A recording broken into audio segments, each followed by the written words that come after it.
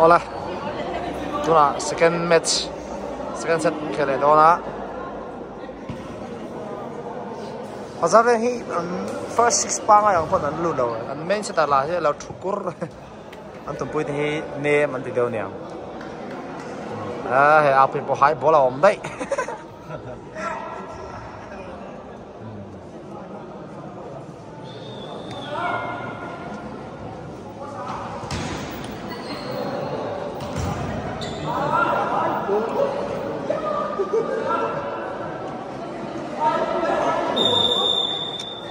I had line cut well. Yeah.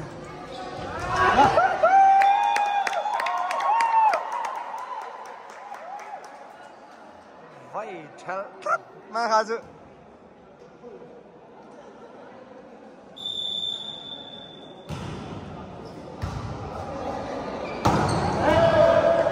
Yeah, Brahma. True love. Ane, boy. Asin line cut sih kan ni, mula orang ni line entah mana orang sih.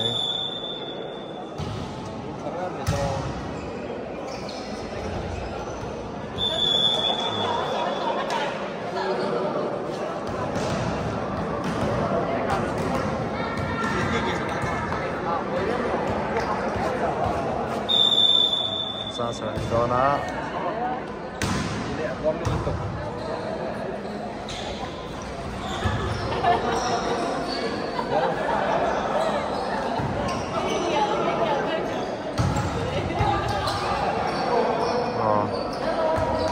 Oh, Mosa.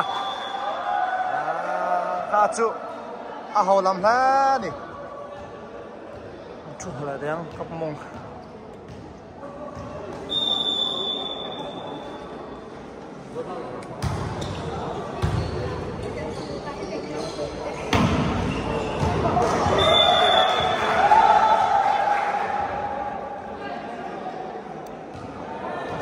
Sao phải hành khá đá đâu mà nhá.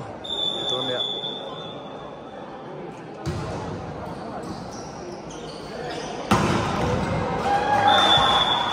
Áo phải mình để lắm tao đấy mà.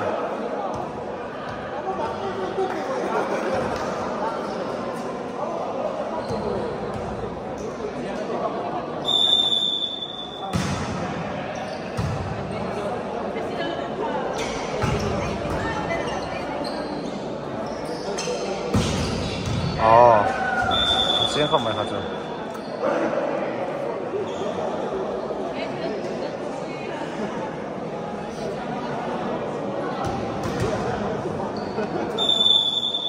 Mình sẽ đi xa. Out. Run for all. Allez, point.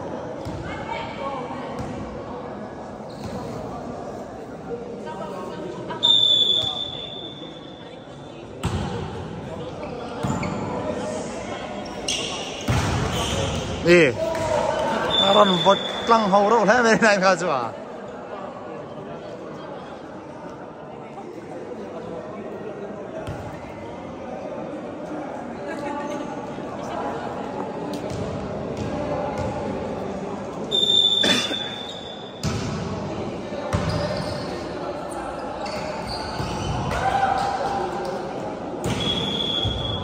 Sáng hết, anh này pha sốt bò cả.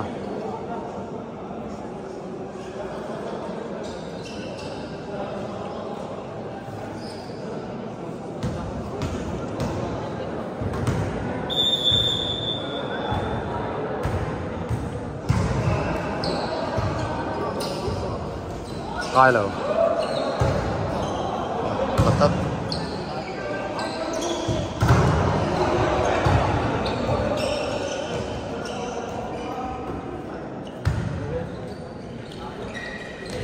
phò là net phò rất chốt vào máy xịa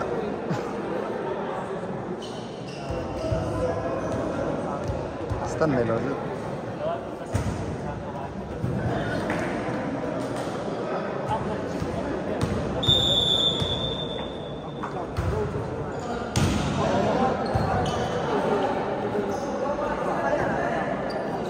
trả bola mà nó san dám sức va sa block out nè cái gan point in 7-5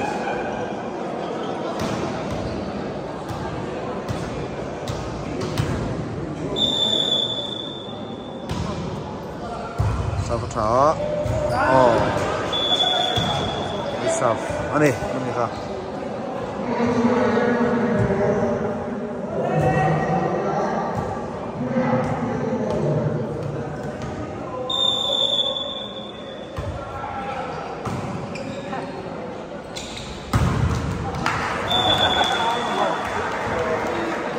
block thật này là rồi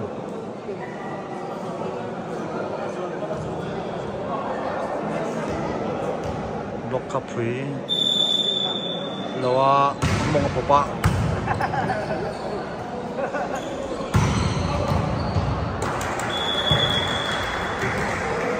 back hit out lua à rồi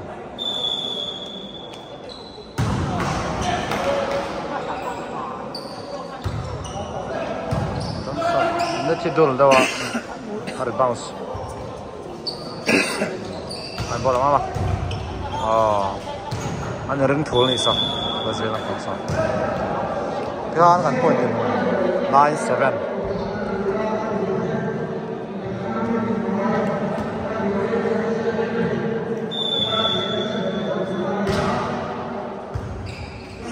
chắc không mà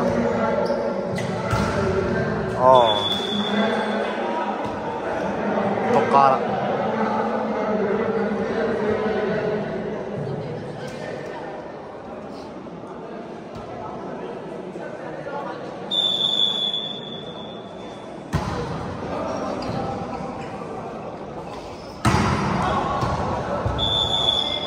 khởi tiêu không phải sao 11-7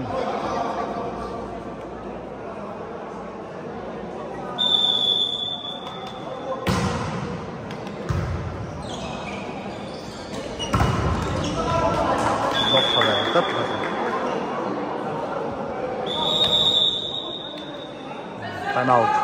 Let's bring on in. Turn service continue here. 12-7.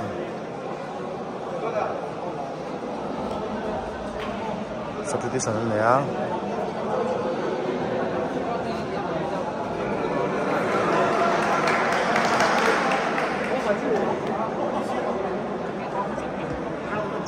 Ani viau rolling.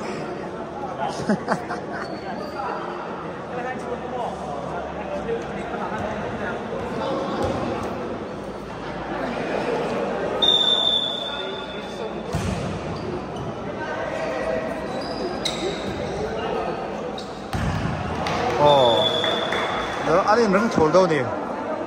Spikers anh nia mà giáo viên nó thổi. Anh lên đứng thú với cái này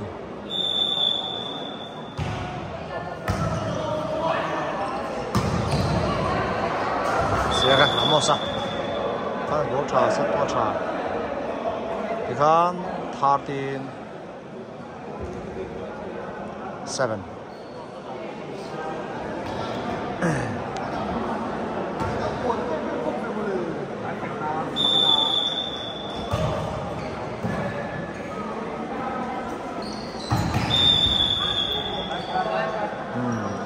có trên hòn zuông luôn thấp mà khá rồi phần lần gì đâu à vào tủ he mẹ em khóc mày fast ball set up ace up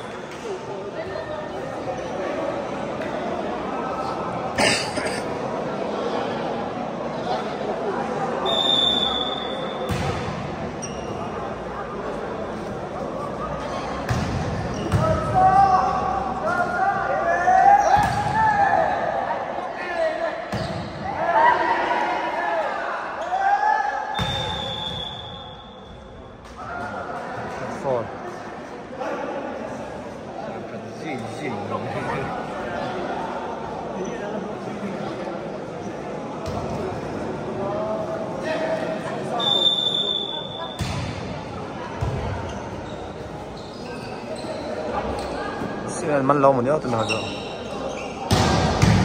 อารมณ์ชักมาสักอ๋อเอเบียนอ่ะว่าใครเราเด็กก็เทรนด์โตแค่นั้นนะฮิตขัดตัว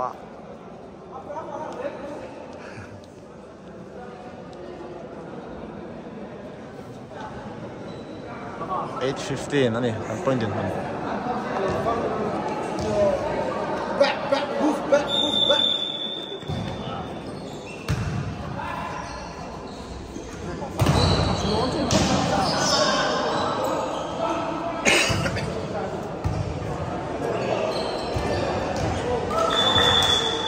คนเรา手机啊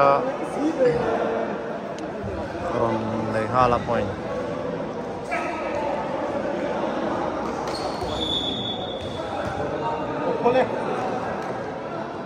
substitution này á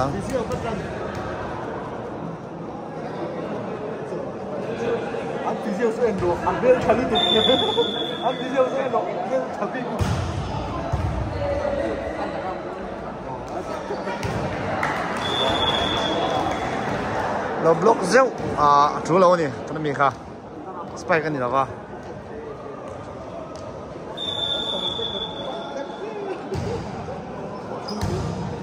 có trả hai bộ là áp à vọt khô cắt mà rồi chứ lạc nó lạc sáng tài number 3 so middle player thế này mà rồiนี่สิกซอยได้สักตัวหายบอลอะไรองค์ตัวเดียสามตัวนะสามฟุตแทมอ๋อลูกกับพุ้ยนี่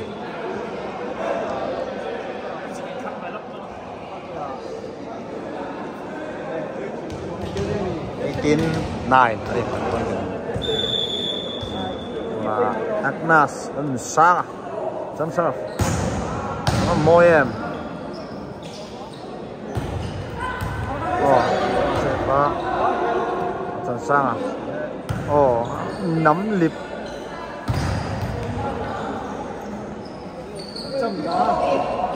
Oh, avok chela apply zo ani. Echi broka. Kan chairman Olivier Mamlutup.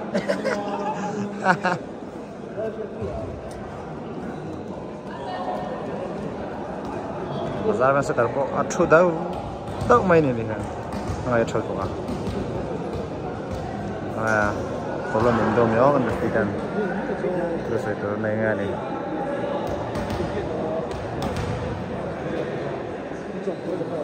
makan gitu kan pas oh so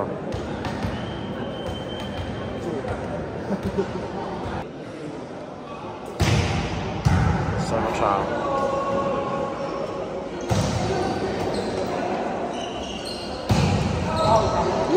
outlet outlet dừng chốt outlet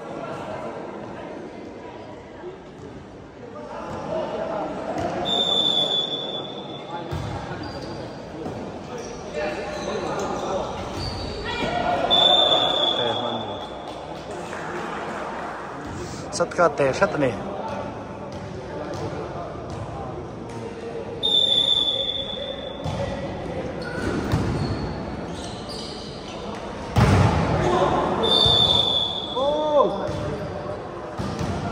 Zwang masih dah atlet lega na vokang ha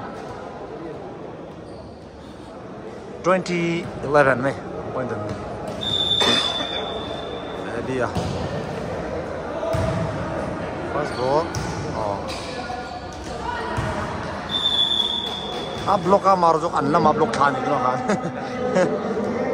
pui de anla ma blok thani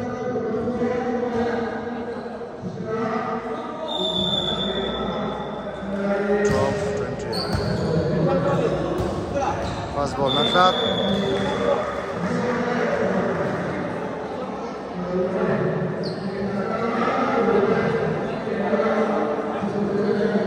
Em rồi hen là sẽ về với bộ tập lại dâu trang với bộ tập tên kiểu đó nè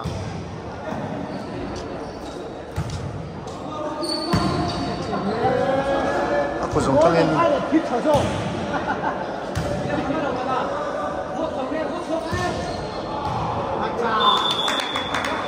sang hay chứ các chả này ôi lâu là ôi là score đâu xem mà hiện nào hiện này a point score ai là lost tầm số này Mosa oh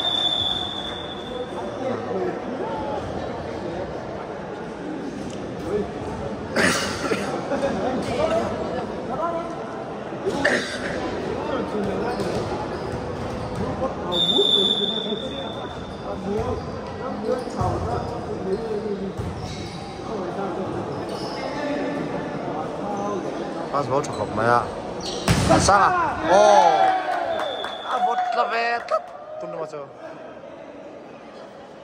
à chọc khóc mày tụi nó alo sao sao tao bốc à point khát tụi nó score về ta sao mà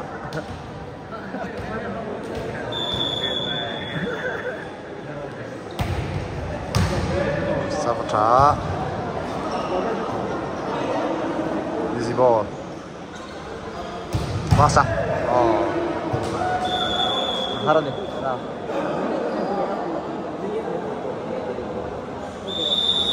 time out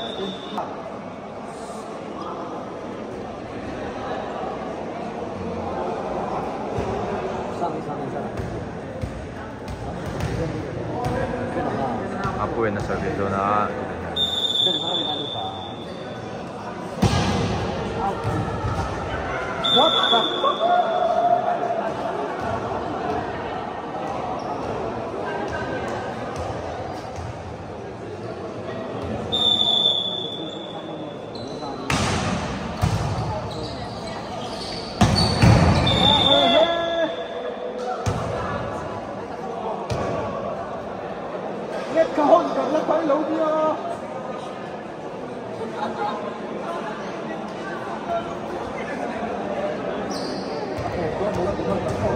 tuan fasana service denga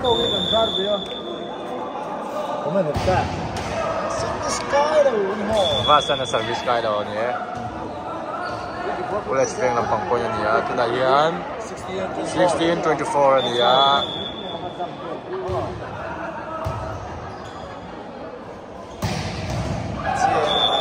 amosa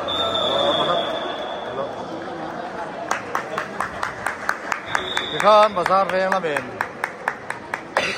straight in 625-16 in an ne ri an chak sa mai sam sa min a ne ko